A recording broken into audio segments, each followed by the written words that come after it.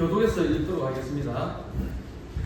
그 아이들이 장성함에 에서는 익숙한 사냥꾼이었으므로 들 사람이 되고 야곱은 조용한 사람이었으므로 장막에 거주하니 이삭은 에서가 사냥하는 무기를 좋아하고 그를 사랑하고 이브는 야곱을 사랑하였더라.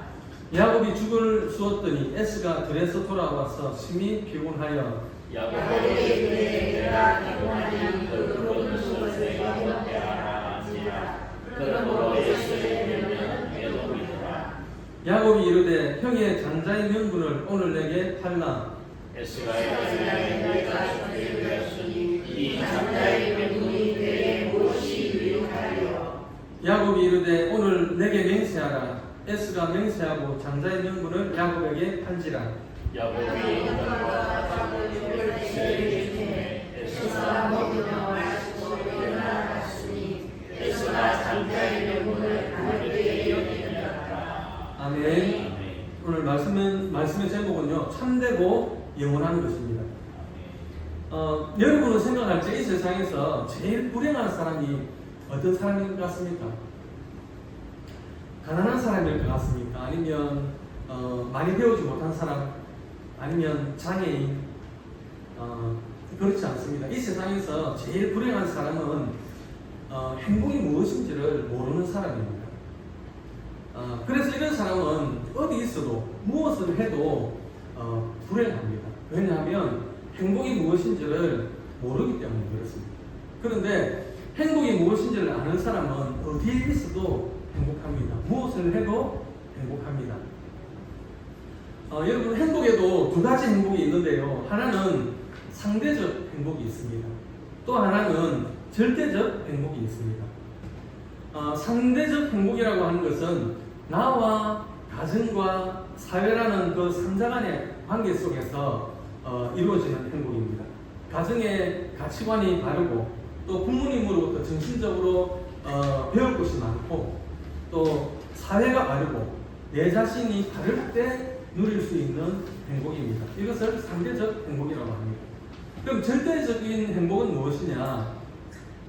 가정이나 사회가 아무리 무너지고 일그러져도 그 일그러짐에 영향을 받지 않는 것을 바로 절대적 행복이라고 합니다. 우리 하박국 3장 16절에서 18절 말씀 같이 보겠습니다. 내가 들었으므로 내 창자가 흔들렸고 그 목소리로 말하면 내 입술이 열렸도다. 무리가 오늘 치러 올라오는 한량나를 내가 기다리고 썩이는 것이 내 폐에 들어왔으며 내 몸은 내 저수에서 떨리는구나. 비록 무화과 나무가 무성하지 못하며 포도나무에 열매가 없으며 감람나무에 속술이 없으며 밭에 먹을 것이 없으며 외양간에 소가 없을지라도 나는 여호와로 말미암아 즐거워하며 나의 구원의 하나님으로 말미암아 기뻐합니다. 아멘. 네. 무화과 나무가 무성하지 못해도 그리고 소나무에 열매가 없어도 밭에는 먹을 것이 없고 그리고 우리에는 양이나 소가 없어도 나를 구원하신 그 하나님으로 말미암아 기뻐하는 것.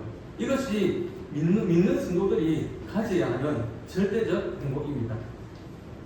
신명기 33장을 보면 모세가 죽기 전에 이스라엘의 그 12지파에게 축복하는 장면이 나옵니다. 거기 보면 마지막에 축복하는 아셀 지파에게 이런 축복을 하죠. 신명기 33장 24절부터 29절까지 말씀입니다. 아셀에 대하여는 이르시되 아셀은 아들들 중에 더 복을 받으며 그의 형제에게 기쁨이 되며 그의 발이 기름에 잠길지로다. 내 몸밑자는 힘과 못이 될 것이니 네가 사는 날을 따라서 능력이 있으리로다. 여수중이여 하나님 같은 이가 없도다. 그가 너를 도우시려고 하늘을 타고 궁창에서 위험을 나타내시는도다.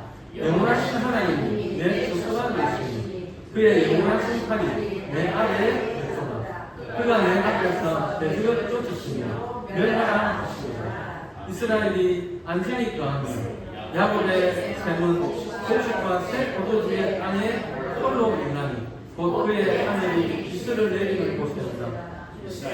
너는 행복한 사람이었다.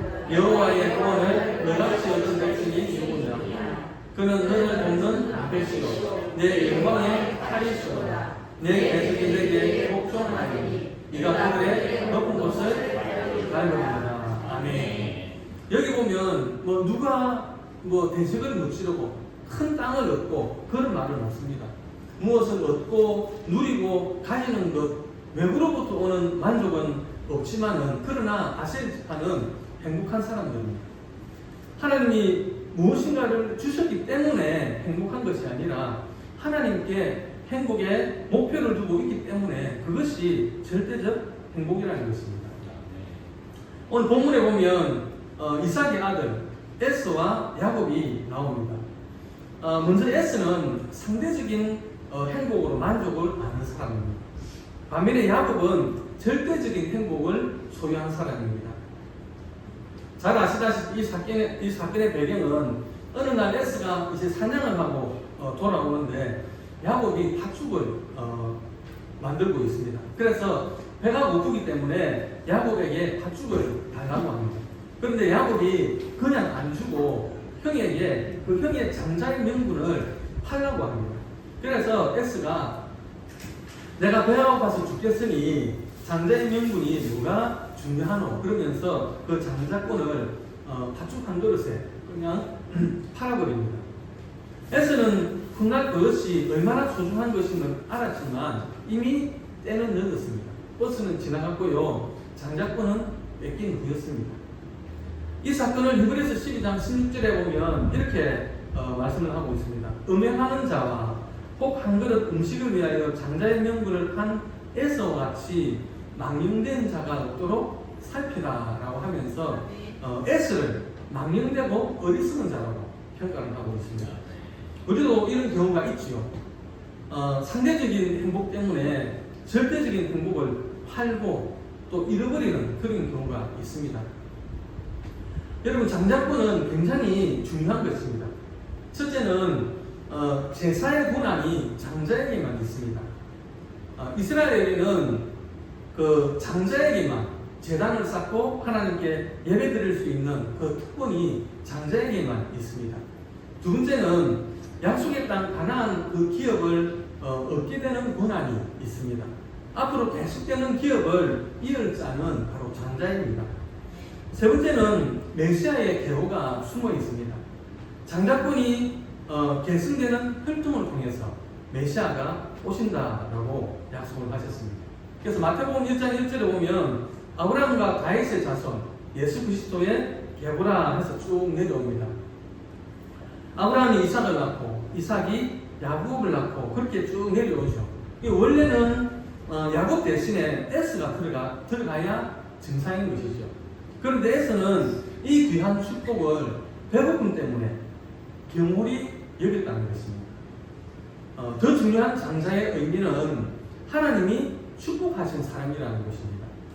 하나님의 축복 없이는 아무것도 되는 것이 없습니다. 무엇이든지 하나님이 축복을 하셔야지 열매를 맺고 소득이 있게 되는 것입니다. 아무리 노력을 해도 연습을 해도 하나님이 축복하지 않으면 그것은 그냥 모래 위에 짓는 것과 같은 것입니다. 우리가 평범하다고 느끼는 하루 일과가 하나님의 축복임을 우리가 알아야 하겠습니다. 일을 하고 그리고 사람들을 만나는 이 모든 것들이 하나님의 축복 없이는 될 수 없는 일들입니다. 하나님이 복을 주셔야 복의 근원이 되고 복된 사람이 되는 것입니다. 그런데 에스는 하나님이 주신 복을 포기해버렸습니다. 오늘 본문이 우리에게 주는 교훈은 이것입니다. 오늘 창세기 25장 34절 끝부분에 보니까 이렇게 말씀을 하고 있습니다. 에스가 장자의 명분을 가볍게 여김이었더라. 이 말씀은 에스라는 사람의 본질을 보여주고 있는 말씀입니다. 에스는 영적인 신령한 권리와 신령한 축복에 대한 믿음이 없던 사람입니다. 보이는 것과 보이지 않는 것, 물질과 신앙, 절대적인 것과 상대적인 것, 그리고 현세적인 것과 영원한 것에 대한 가치를 모르는 사람이었습니다. 그래서 하나님이 주신 장자의 명분을 가볍게 생각했다라는 것입니다. 종교개혁자인 칼빈은 인종을 맞이해가지고 로마서 8장 18절의 말씀을 계속 되뇌었다고 합니다. 현재의 고난은 장차 우리에게 나타날 영광과 비교할 수 없도다. 보이지 않는 것, 신령한 것, 영원한 것에 대한 가치를 소중하게 여겼다라는 말씀입니다. 왜 자꾸 이렇게 되뇌이고 새기고 최면을 거는 것입니까? 인간은 너무 자주 흔들리기 때문에 그렇습니다. 인간은 본능적으로 어려운 일을 싫어합니다. 에스처럼 육체주도적인 행동을 하는 경우가 많습니다. 그래서 자신을 매일 말씀으로 쳐야 썩어질 것들에게 매이지 않는다라는 것입니다. 에스는 창세기 28장 6절에서 8절을 보면 가나안 여인 마할렛과 결혼을 합니다. 자기 눈에 좋은 대로 행합니다. 부모의 마음을 아프게 합니다. 에서는 하나님이 원하시는 쪽보다 육체적인 욕심에 더 집착을 합니다. 가시적이고 현세적인 것에 관심이 많습니다. 팥죽을 달라 할 때도 그렇습니다. 순간적으로 행동을 합니다. 좀 더 참고 기다릴 수도 있습니다.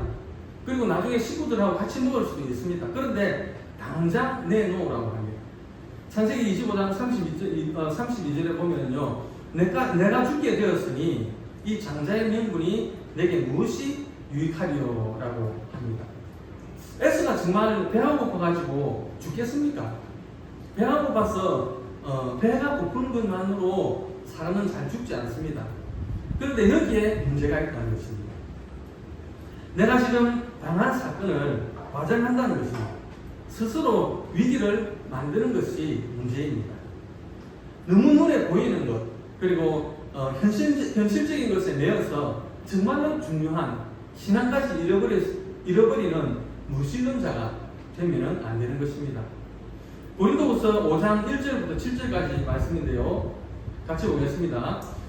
만일 땅에 있는 우리의 장막집이 무너지면 하나님께서 지으신 집, 곧 손으로 지은 것이 아니요 하늘에 있는 영원한 집이 우리에게 있는 줄 아느니라. 참으로 우리가 여기 있어 간직하며 하늘로부터 오는 우리 스스로 덧입기를 간절히 사모하노라. 이렇게 입은 우리가 벗은 자들로 발견되지 않으려 합니다. 참으로 이 장막에 있는 우리가 짓는 것 같이 간직하는 것은 벗고자 함이 아니요 오히려 덧입고자 함이니 죽을 것이 생명의 살순바 되게 하려 합니다. 곧 이것을 우리에게 이루게 하시고 보증으로 성령을 우리에게 주시는 하나님이십니다. 그러므로 우리가 항상 감사하여 몸으로 있을 때에는 주와 따로 있는 줄을 아노니 이는 우리가 믿음으로 행하고 보는 것으로 행하지 아니하리라. 아멘. 우리는 이 신령한 것을 최우선 목적으로 하는 성도가 되어야 되겠습니다. 보이는 것은 잠깐입니다. 육체를 위해서 죽기 살기로 매달리지 마시고 영적인 것에 매달리시기를 바랍니다. 눈앞에 당장 떨어지는 것만 생각하지 마시고 미래를 보시기를 바랍니다. 보살성어 중에 조상모사라는 말이 있죠. 송나라 때에 저공이라는 사람이 원숭이를 좋아해가지고 원숭이를 많이 길렀습니다. 그런데 이 숫자가 자꾸 많아지니까 이제 먹이값을 감당하기가 어려운 거예요. 그래가지고 하루는 원숭이들을 모아놓고 이렇게 이야기를 합니다. 이제는 앞으로 아침에 과일 3개를 주고 저녁에 4개를 주겠다. 그러니까 이 원숭이들이 데모를 하는 것입니다. 이제 작다는 거죠. 그래서 이번에는 말을 바꾸어가지고 좋다. 그러면 아침에 4개를 주고 저녁에 3개를 주겠다라고 하니까 원숭이들이 좋아했다라는 것입니다. 이렇듯 사람들도 당장 눈앞에 떨어지는 것만 생각을 하지 미래는 잘 생각하지 않습니다. 이것이 바로 S의 스타일입니다. 창세기 25장 34절에 야곱이 떡과 팥죽을 S에게 주매 S가 먹으며 마시고 일어나 갔으니 S가 장자의 명분을 가볍게 여김이었더라 라고 했습니다. S는 야곱보다 하나님의 축복을 먼저 받은 사람입니다. 그러나 그 축복을 잃어버렸습니다. 눈에 보이는 것, 현세적인 것, 눈앞에 당장 벌어지는 사건에 매여가지고 신령한 것, 영원한 것, 은혜로운 것을 잃어버렸습니다. 그러나 야곱은 방법적인 면에서 잘못된 부분들도 있지만 신령한 복, 절대적인 복을 간절히 사모한 나머지 마침내 장자의 기업을 누리게 되었습니다. 에스는 하나님의 축복을 가볍게 여긴 반면에 야곱은 하나님의 축복을 극대화시켰습니다. 우리도 분명히 야곱이 아니면 에스의 길을 걷게 될 것입니다. 여러분은 어떤 길을 선택하시겠습니까? 상대적인 행복을 선택하시겠습니까? 아니면 절대적인 행복을 선택하시겠습니까? 스스로 가야 될 길을 정해보시기 바랍니다. 어리석다거나 망령되었다는 평가를 듣지 않도록 올바른 선택을 하시기를 바랍니다. 디모데전서 6장 17절과 19절 말씀 같이 보겠습니다. 내가 이 세대에서 부한 자들을 명하여 마음을 높이지 말고 정한 여는 재물에 소망을 두지 말고 오직 우리에게 모든 것을 구입사 누리게 하시는 하나님께 주며 선을 행하고 선한 사업을 많이 하고 나누어주기를 좋아하며 너그러운 자가 되게 하라. 이것이 장래에 자기를 위하여 좋은 선을 쌓아 참된 생명을 취하는 것이라. 우리의 소망을 하나님께 둠으로 참된 생명을 취하는 우리 주사랑교회 성도님들이